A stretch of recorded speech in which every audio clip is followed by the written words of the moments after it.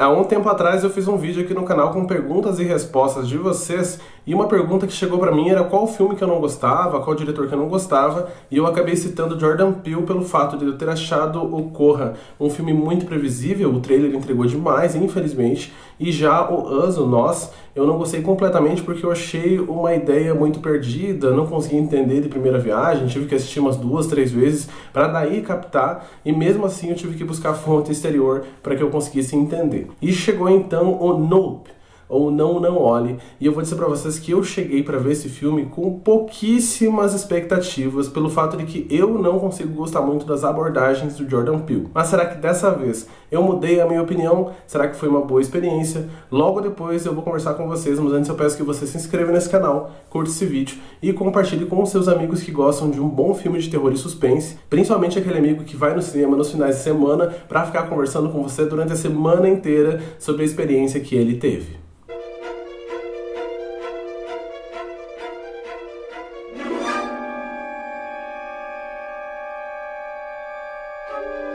Tudo bem, pessoal? Meu nome é Diego Ferraz, sejam muito bem-vindos ao canal Cripteca. Esse vídeo vai ter spoiler na segunda parte, na primeira eu vou falar sobre coisas bem gerais, e caso eu me delongue muito por aqui, esse vídeo vai sair com 2 partes. Então essa primeira vai ser a parte que você vai poder assistir mesmo sem ter visto o filme de maneira tranquila, já a segunda eu vou dar alguns spoilers, mas sempre respeitando a experiência individual de cada um, então eu não vou contar exatamente o que ocorre no filme. Mas antes de tudo, vamos para a sinopse desse filme. Aqui a gente vai conhecer o nosso personagem principal, que é o O.J., que vive com seu pai em uma fazenda que cria cavalos esses que posteriormente irão para cinema, comercial de TV e coisas nesse sentido voltados para a mídia. Só que eis que em um dia muito ensolarado, que parece que não tem nenhum prenúncio de chuva, alguns objetos estranhos começam a cair dos céus e um desses objetos acaba inclusive matando o seu pai. Eis que se passa 6 meses, o O.J. ainda continua sofrendo pelo seu luto e sempre olhando para o céu de modo estranho, afinal a justificativa que as autoridades deram não foi algo que ele comprou muito. Eis que a sua irmã chega nessa fazenda e quando ele conta para ela sobre suas dúvidas, sobre o que de fato caiu do céu, ela também começa a olhar para aquela direção com um pouco mais de atenção. Atenção esta que vai acabar revelando que talvez realmente haja alguma coisa lá em cima, coisa essa que é muito perigosa, ao mesmo tempo que é cautelosa. Espera o devido momento para ocasionar grandes tragédias. E a grande pergunta que esse filme nos traz é qual é o perigo que está lá no céu e como os nossos personagens irão sobreviver a ele. Como eu disse pra vocês, a filmografia do Jordan Peele não impactou. Eu sou um grande fã do terror, mas infelizmente eu não consegui comprar todo esse hype. Inclusive já assisti trabalhos posteriores, assisti os contos do Twilight Zone, que ele dirigiu também, pra ver se eu conseguia encontrar alguma coisa que eu gostasse mesmo do diretor. Só que infelizmente, além das boas atuações, tem uma ótima direção, eu não encontrei nesses 2 primeiros filmes. Só que nesse Nope eu vou dizer pra vocês que eu consegui me encontrar mais um pouquinho, ao mesmo tempo que eu consegui entender o porquê que eu não gostava das obras dele originalmente. Aqui a gente tem mais uma vez o Daniel Kaluuya interpretando o papel principal do filme, que nesse caso ele vai ser o O.J., que é um homem muito taciturno, que sempre olha para baixo, que não consegue muito bem dialogar nem com a sua própria irmã, muito menos com desconhecidos, e com a morte do seu pai ele fica muito mais magoado. Então a gente consegue ver essa entrega na atuação dele, consegui achar uma atuação legal. E ele é o completo oposto da sua irmã Emerald, que é a Keke Palmer, que chega com toda a sua alegria, com todo o seu entusiasmo, tentando entrar de qualquer forma na mídia, tentando achar um trabalho, se firmar e encontrar a sua própria identidade. Ela é super animada, ele é completamente desanimado.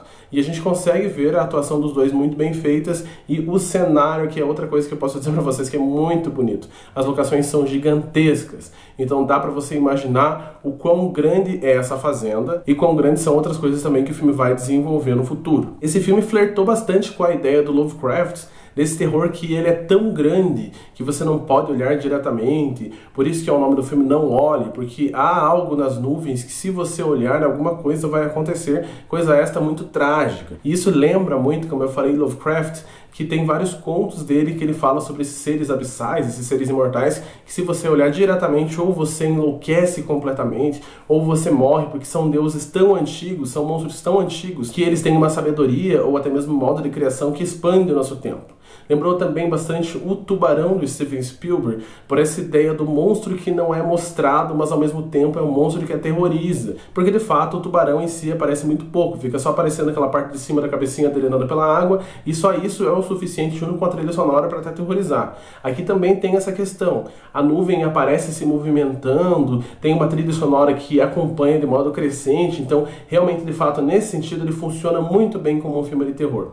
Além disso, ele tem ótimos diálogos e tem até, de certa forma, uma boa criação de personagem e uma boa criação de história. O meu problema com Jordan Peele, que eu vou falar para vocês que eu entendi assistindo esse filme, é que eu não gosto muito de filmes que são feitos esperando que o público procure outras referências para entender. Um bom exemplo disso são os filmes da Marvel, que eu não gosto muito, que para você assistir o Doutor Estranho, você tem que ter visto outra coisa, e lido outra coisa, assistido outra coisa, ou você tem que ter visto WandaVision para ver o Doutor Estranho no multiverso, e depois tem que ter visto Loki.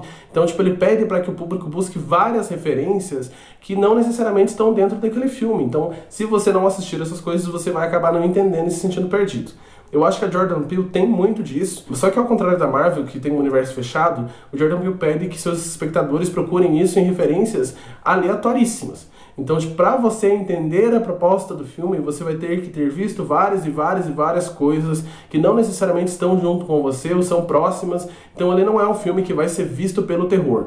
É um filme que vai ser assistido por aquela camada de críticos que se consideram inteligentões, para depois lançar um vídeo explicativo por aqui. Vídeo esse que eu também vou lançar para tentar não explicar de fato, que eu acho que tem várias coisas que você pode entender desse filme, mas pelo menos para tentar organizar a minha cabeça. Aqui nesse filme ele funciona mais como terror. Então essas cenas da nuvem, essa ideia parecida com o tubarão, ele conseguiu me conquistar mais. E mesmo se eu não buscasse referência externa, acredito eu que eu consigo entender pelo menos essa parte do monstro do filme, que eu acho que vai mais pro lado da aventura. Por esse fato eu gostei mais desse filme. Só que mesmo assim, ele é um filme que busca referência externa a todo momento. Então, para quem gosta de cinema, para quem já viu muita coisa, ou até mesmo quem está muito ligado na cultura pop, que gosta de ficar fazendo essa ideia metafórica, vai sentar numa mesa de bar para ter várias conversas e juntar com os amigos um grande quebra-cabeças. Para quem já não tem tanta paciência assim, e para quem acha meio chato tudo isso, talvez não goste. Eu fico no meio termo. Até que eu gosto de conversar com os outros sobre as referências, acho até interessante, só que desde que elas estejam dentro do universo onde o autor propôs ou onde o diretor propôs, assim mesmo como A Casa Sombria, que foi um filme que eu adorei, da Jennifer Ho, que ele trouxe toda uma ideia muito metafórica, que eu poderia ter entendido o filme de primeira mão, o terror funcionou muito bem, só que as referências que ele trouxe, de certa forma, estão dentro do próprio filme. É uma metáfora sobre algo que a personagem está sofrendo.